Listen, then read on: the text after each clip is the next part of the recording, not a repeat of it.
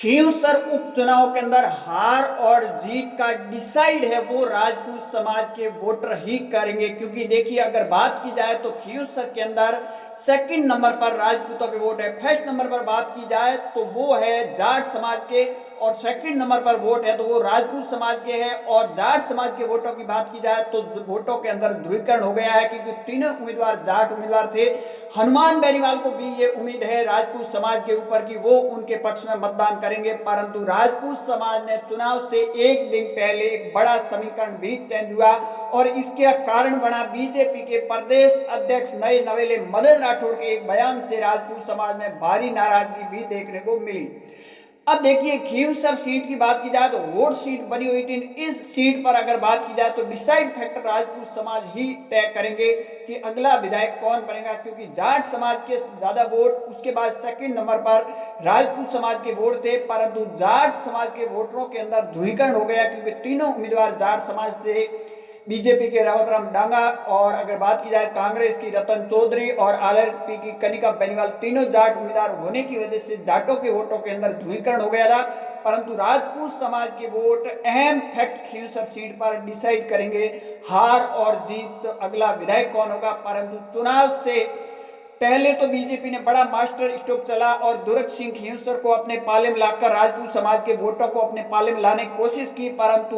N वक्त पर चुनाव से पहले करणी सेना, जो खबरें निकल कर आ रही है उसमें करणी सेना ने भी एक मैसेज जारी किया, और बीजेपी के नए नवेले जो अध्यक्ष और प्रभारी अध्यक्ष मदन राठौड़ ने एक बयान जारी किया था रविंद्र सिंह भाटी को लेकर। ये जातिवादी नेता है, जातियों को लड़ाने का काम कर रहा है, और ये बयान कहीं कहीं बीजेपी की जो है वो मुश्किल है खींवसर के अंदर खड़ा करते हुए नजर आ रहे हैं। और ये बयान चुनाव से एक दिन पहले है, वो करणी सेना में पहले से नाराजगी थी, और इसको लेकर है वो मैसेज खींवसर के अंदर भी दिया कि राजपूत समाज के नेता पर इस तरह टिप्पणी कर रहे, उसके पार्टी के साथ आपको नहीं खड़ा रहना है, क्योंकि राजपूत समाज वो समाज है जो किसी को कुछ गलत कहता नहीं है, और जो गलत कहेगा उस पार्टी को है वोट की चोट पर उनको जवाब करारा दिया जाता। पहले की तरह नहीं है कि भाई आप कहते जाएंगे और फूल को वोट दे जाए, इस तरह अब राजनीति नहीं होती है, राजनीतिक जातिवाद राजनीतिक है। तो उसमें कहीं कहीं मदन राठौड़ का जो बयान था, या फिर राजेंद्र राठौड़ को लेकर जो बयान दिए थे बीजेपी के नए नवेले अध्यक्ष और प्रभारी राजस्थान के आए थे, उनको ये पता नहीं कि किसी समाज के नेता कितना बड़ा नेता है, उस पर हम बयान दे रहे हैं तो आने वाले टाइम में क्या प्रभाव होगा। और आपने इसका उदाहरण मैं आपको बताता चलूं, 2024 के चुनावों के अंदर 400 का दवा भरने वाली बीजेपी ने के रूपा लाकर एक बयान से 241 सीटों पर राजपूत समाज ने सिमेट दी थी। वही राजपूत समाज है जो अब राजस्थान के अंदर खींवसर के अंदर हार और जीत को डिसाइड फैक्ट है वो करने वाली है।